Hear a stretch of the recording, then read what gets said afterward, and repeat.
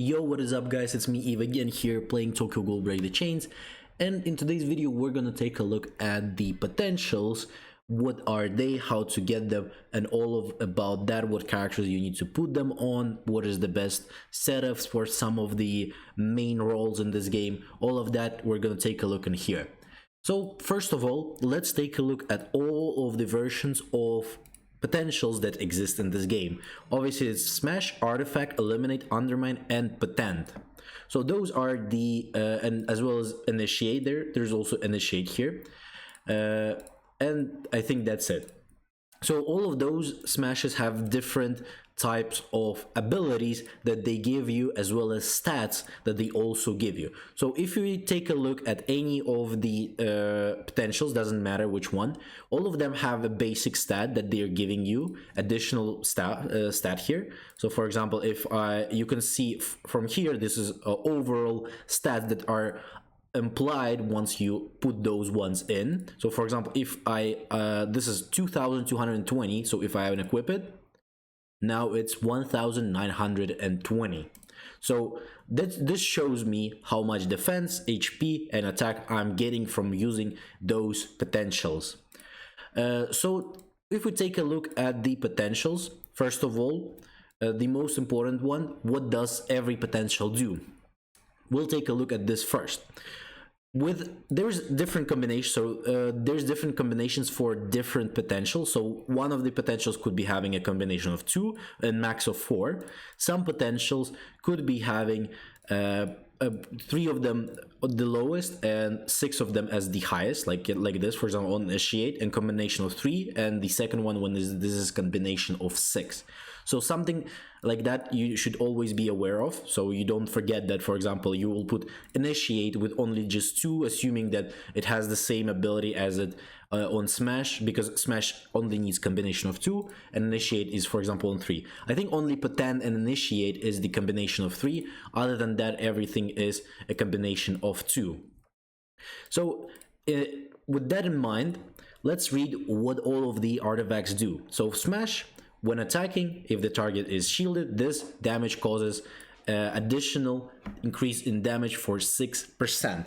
So you're gonna get a 6% bonus buff for those versus enemies that have the shields. On 4 combination, this gives you 10%. Artifact, when battle starts, increase the ultimate skill energy by 7%. On 4, it's gonna be 12%. On the Eliminate, so this is a little bit more interesting, because when your turn ends, if you're shielded, reduce your weak points by 1. If you're by the end of your turn you're shielded, it empties your whole weak, so it doesn't matter how many weak points do you have. Undermine, combination of 2, when you die your skill level of 1 random enemy will be reduced. With combination of 4, 2 random enemies will be reduced. On Initiate, when battle starts, increase basic stats by 4% for 1 turn. On combination of 6, when battle starts, increase basic stats by 6% for 2 turns. Okay, and on the Potent, we'll get onto other character here because I don't have Potent on these ones. Oh, sorry, not here. Here. And Potent, using the ultimate skill increases basic stats by 5%, and using ultimate skill increases basic stats by 8% on the combination of 6. Again, Potent and Initiate are the only ones that have more than 2 and 4 combinations in here. Okay, so with that in mind, let's now think about what is the best ways to utilize your potentials. So first of all of the attacking characters, so for example, Green Toka is going to be your attacking character, Red Toka is going to be your attacking character, in Anteku, for example, all is going to be your attacking characters. In CCG, for example, it's all of the Arimas, Amon, all of them are attacking characters. In Aogiri, it could be Ayatos, it could be Jason, all of those characters are the attacking characters. So on them, you want to go with this. So you want to go with red potentials. Red potentials means it's buffing the attack stat here. There's also yellow ones that buff defense, and there's also green ones that buff HP. HP ones are usually very, very specific for something. For example, like maybe sometimes people try to buff Arima's HP. So Psy Arima, for example, to get him into diverse team. It could be a little bit hard because Green Toka also has a pretty high HP stat.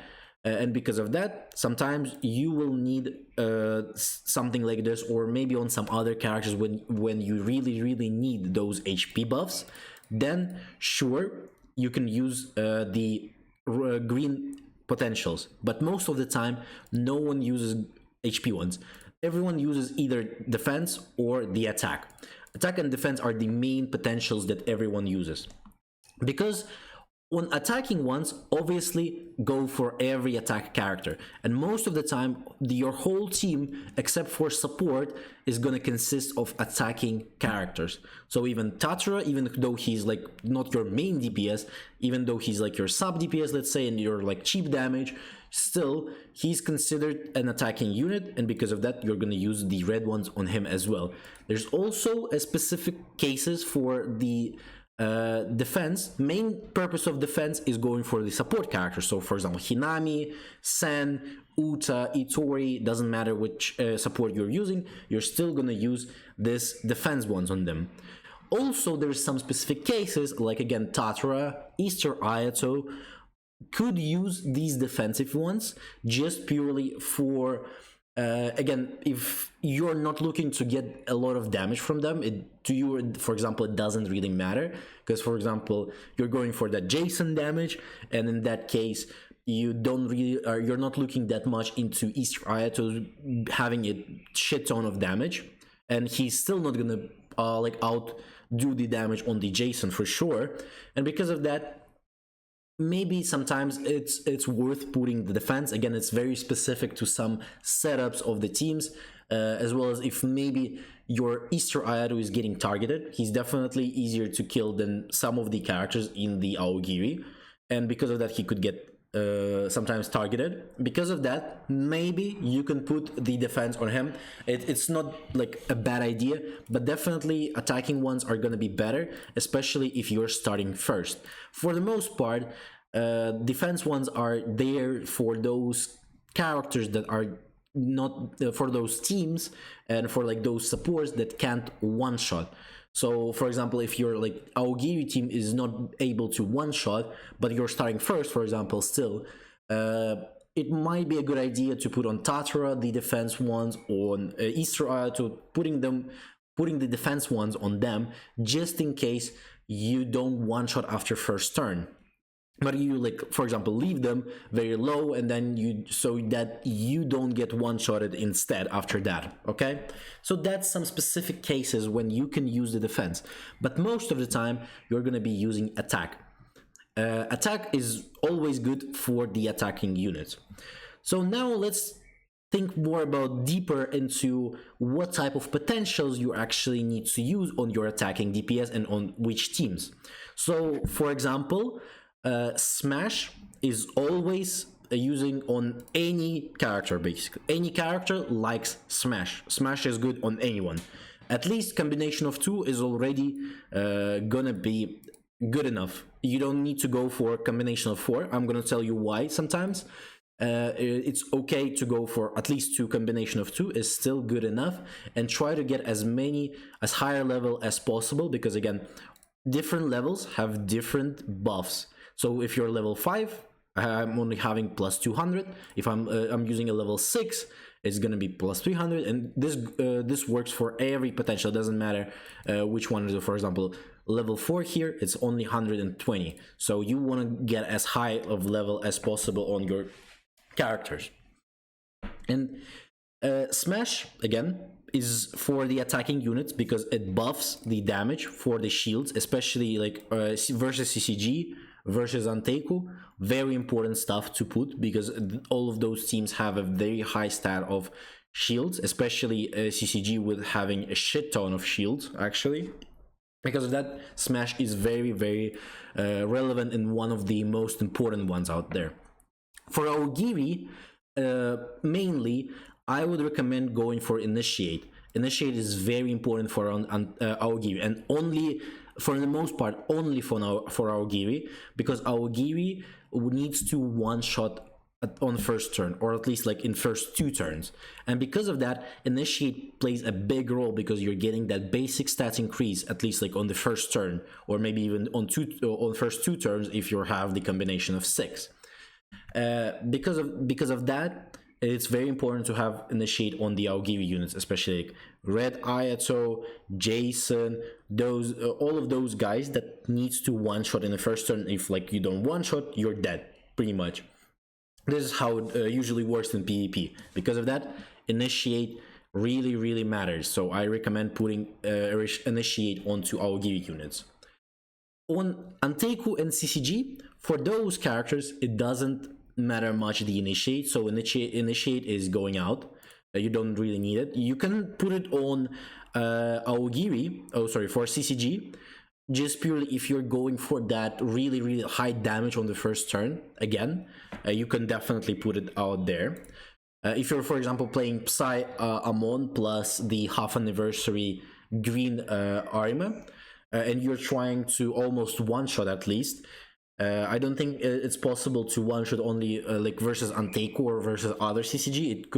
It might be not possible if you're playing on the same type of investments into your teams, then it might not be available for you, but you should be able to do an extremely big amount of damage on the first turn with that. So you could try to use initiate on CCG.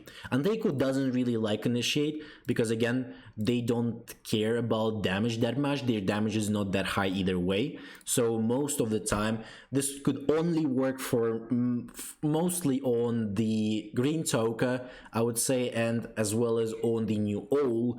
Those characters could have a very high potential for the damage compared to others, and because of that might work, but for the most part I don't recommend it either. But the best for CCG and Anteiku will be Smash, the combination of Eliminate as well. Eliminate is very important, also works with the shields because it reduces your weak, and then you don't get weakened that easily. And CCG and Anteiku have a very big capacity with the shields. For Aogiri, it's a little bit different. If you have the characters on Triple S, then sure you can use Eliminate, because without Triple S, mostly the Aogiri characters don't have any shields. And because of that, Eliminate is not that great for them. For CCG though, and Anteiku, this is one of the best stuff you can do, is put the Eliminate on here. Artifact is also kind of useless. No one really uses Artifact, only when there is a rainbow ones. So all rainbow artifacts, the rainbow potentials, every potential has a rainbow version of them. You can get it, we'll talk about how you get it a little bit later, but it has rainbows. All of the rainbows, as you can see here, have different potentials, and all of them has these stats, so you get all of the stats and max of them. So plus 300 as a level 6 here, also plus 255 for defense, and plus almost 5k for HP.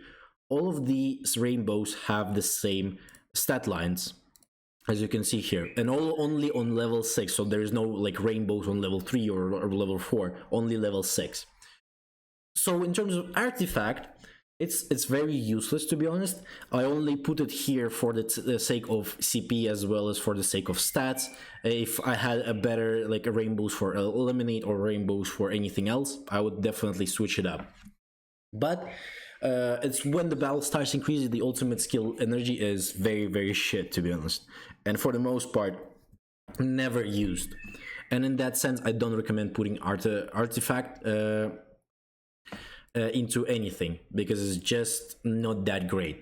It would be better if you just slot in anything other than this. Even like Potent should be better than Artifact.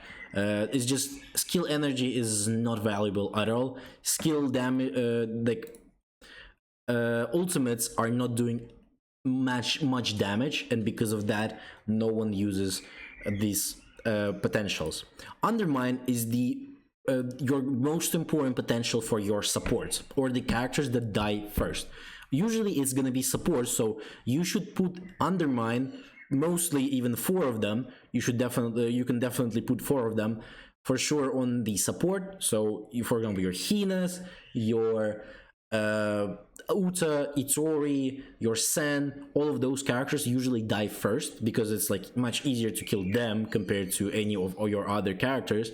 And because of that, as well as they do a lot of, like, for example, Sen buffs your skill level, and because of that, a lot of people want to try to kill her first, so you don't get the skill levels. And because of that, Undermine is really, really good for them. You definitely want that 2 random enemies will be reduced, so enemies don't get the skill levels as well. And because of that, you should always use Undermine on them. So we got through everything except for Patent, and Patent is kind of a filler potential, so there is not much of interesting use for it, because again, it's also only gives you buffs after you use ultimate. Where was it? Here. After you using this ultimate skill, it gives the increases basic stats. Like sometimes you use randomly ultimate, but usually on the end game, for example, it's a big waste to just do the ultimate because it doesn't do as much damage as, for example, any of your character can do.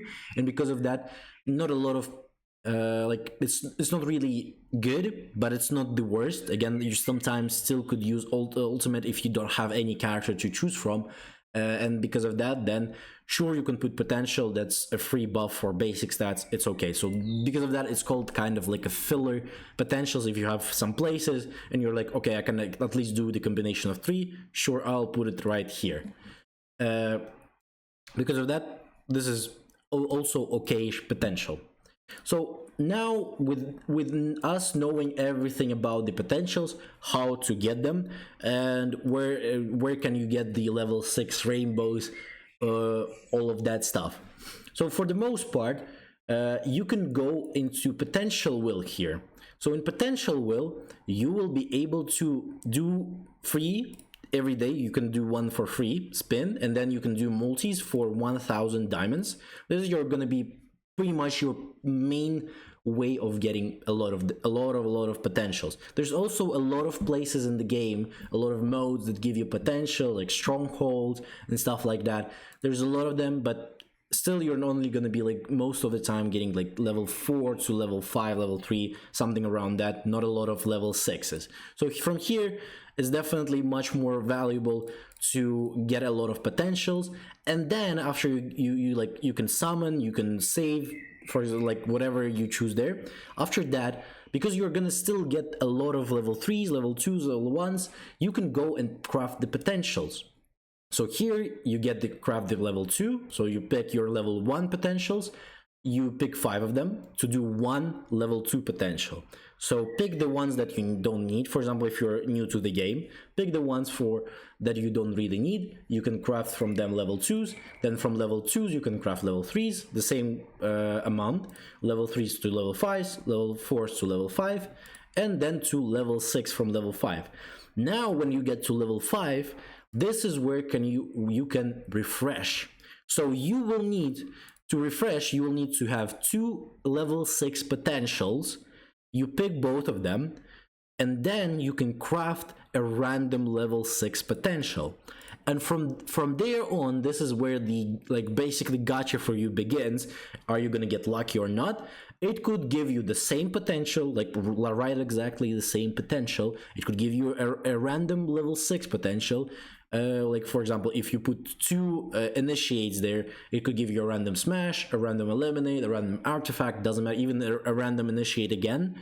But it still has a possibility to give you a random rainbow artifact as well. A rainbow potential from here as well. So this is a very efficient way. You go, sometimes you don't need to spend too much, especially if you're early in the game. Don't spend too much. I would say it's better to start doing it after mid game, because it doesn't really matter for you in the beginning of the game. It doesn't really affect you that much, especially if you don't have much of the good characters. Obviously it's gonna make your characters much stronger, but you will not really feel it, as I would say, too much. But again, doing when you get to the mid game, kinda, this is where you can start doing like a multi or two once in a while. Then you go and replenish all of your older ones potentials that you don't use. So this is like how it looks like when you use all of your old potentials that you don't need to craft them. So like, as you can see, I don't have any potentials left. I was like re-rolling stuff to see what I get, if I get anything good or anything like that.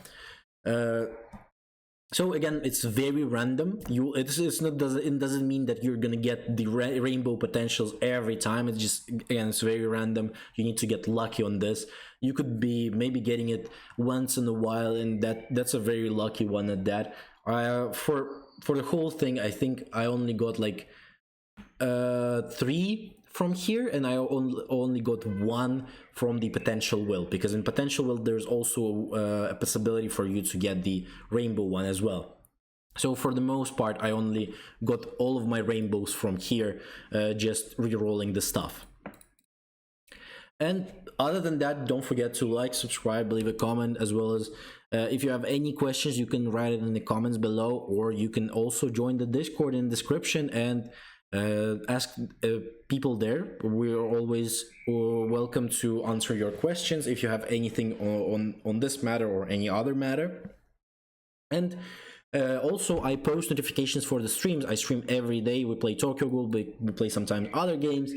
So if you don't want to miss anything, you can also join the Discord, just so I post like notifications beforehand, before the streams all the time there, as well as you can just subscribe and you will not probably miss anything, as well as new videos. And hopefully you have a great day, and I'll see you on next one.